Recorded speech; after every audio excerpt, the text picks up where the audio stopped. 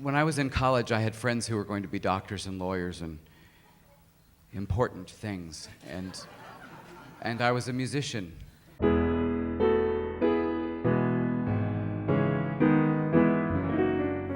I was singing with Lyric Opera Express, and Molly Jessup was our accompanist, and she couldn't play one of the shows first thing in the morning.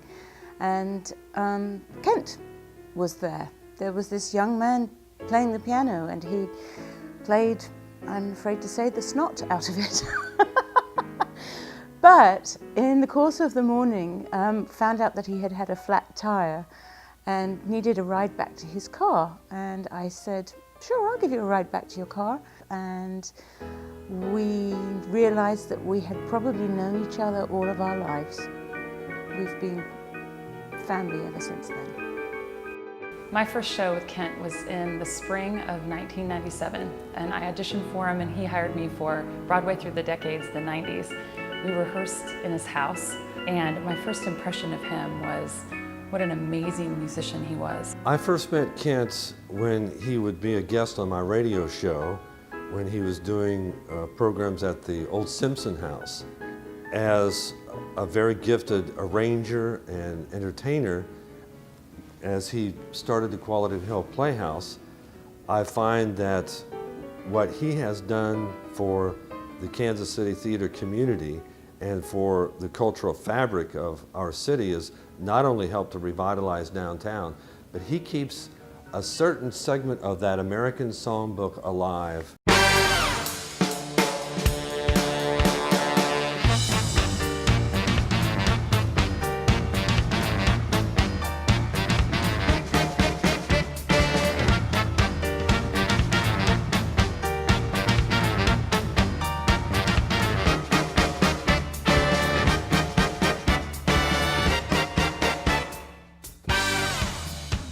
So the first thing that I did with him, I believe, the first event was at the Donley Walla House, and we were doing Irving Berlin songs, and it was just fun. He was this little guy and fun and knowledgeable. I know Kent from the very start of Quality Hill Playhouse. And all that jazz.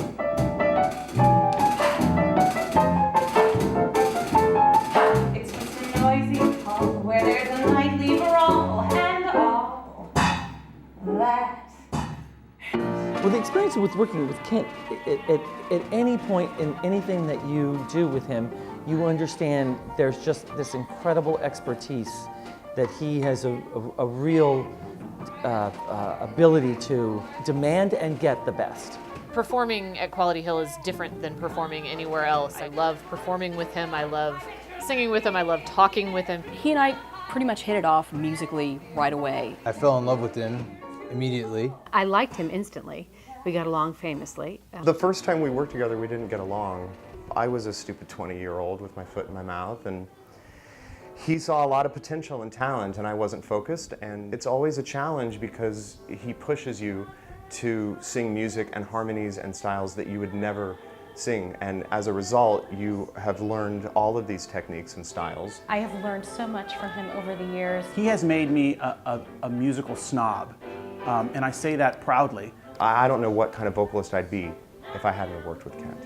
He has given me pieces of music that I would have never chosen for myself. Anything else musically that I'm doing, he is the benchmark for me. He's had a huge influence on my performing. He has pushed me to do things that I would never, ever think I was capable of doing.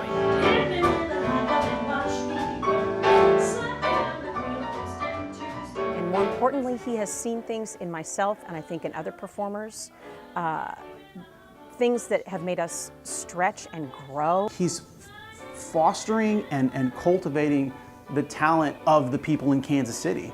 Sure, he knows about the American Songbook, he knows about all these composers, but he's got such a solid foundation in vocal technique that patrons don't get to see.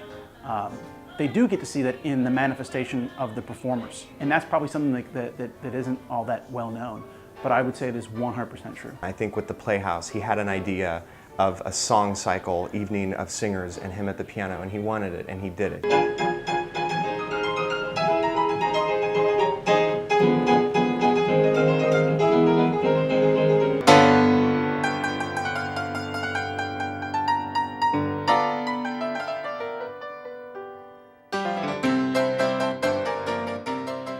Well, I always think of Kent as our own Michael Feinstein of Kansas City.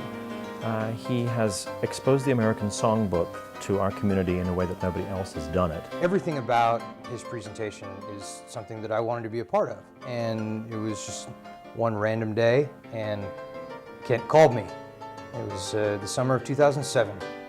He called me and asked me if I was interested and available to play Blues in the Night. My mama done told me when I was in knee pants, my mama done told me, son, yes, woman. And of course, absolutely, I jumped on it immediately. That first experience is something that I'll never forget. One of the great things about being there on the stage at Quality Hill is that I am just that, on a stage. I was in awe of his playing because of the command that he has over his instrument. So many musicians and so many shows, you're in a pit. Which made me want to have more command over my instrument to be able to match him. The musicians actually help tell the story on the stage, and we can convey how we feel about the music and what we're feeling to the audience members, and the audience members definitely see that from us.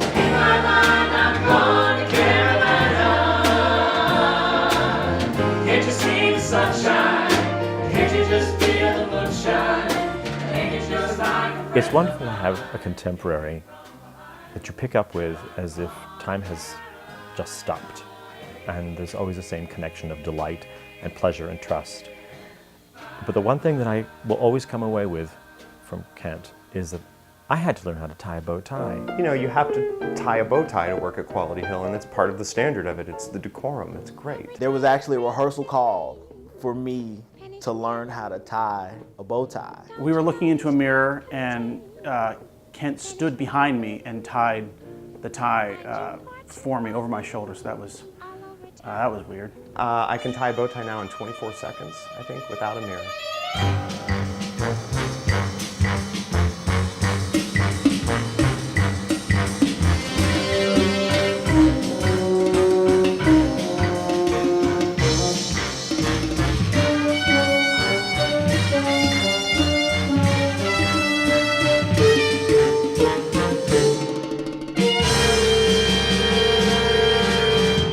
Thank you for that.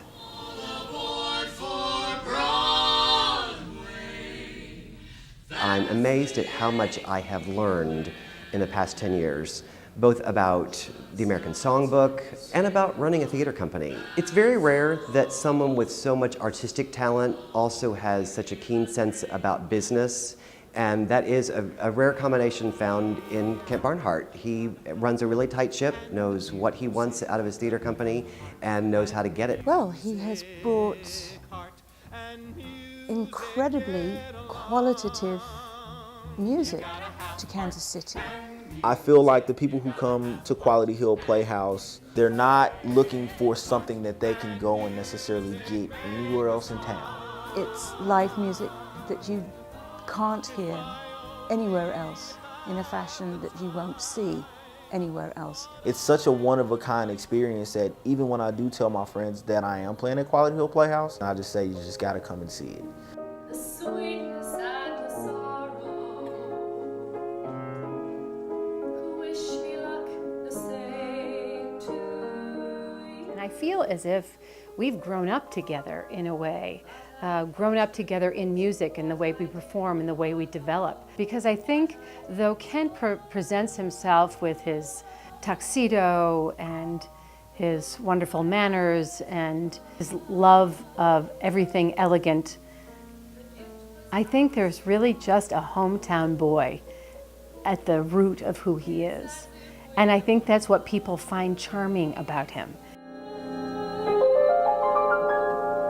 And I won't forget what I did. When I was in college, I had friends who were going to be doctors and lawyers and important things. And I was a musician, and I thought that was not very worthy compared to what they were doing.